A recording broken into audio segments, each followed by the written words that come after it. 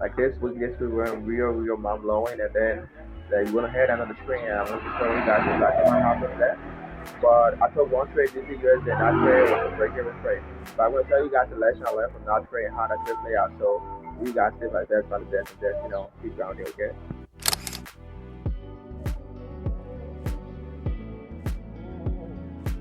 Okay, guys, for the trade that I took was the GBP USD, following all of the risk management and that of the trading strategy.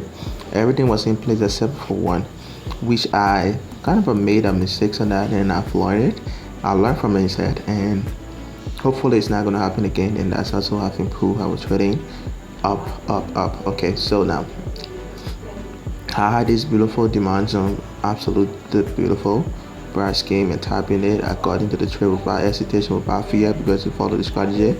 And I cannot go to the 1 minute time frame right now to show you guys the details that were on that time frame. But as it is right now, everything on the 1 minute time frame was already play out. Like I had a trend change, I had a liquidity swept, and everything was intact, and that's why I got into the trade. But then the mistakes was I didn't aim for the high, right? I didn't aim for the 50 minute week high. Okay, yes, it. I aimed for the 15 minute real high, but the high for which I identified the 15 minute real high wasn't the real high, right? That was not the real high, and then I just wanted to get to that point, so I just thought of going to that point. But then there's a 15 minute strong high that I should have got in my TPI because the trade was 103 raised to reward, and then it went up to 102. And at that point, I should have, taken it, but I didn't take it because I was aiming for something more. And I said this, once I get into the trade, there's only three things that happen: it's either a stop loss, take profit, or break even, right? So, and then price went up to that high, price took the high, and then took the liquidity at that high, and just reversed back, man. Just came back brutally. You understand what I mean?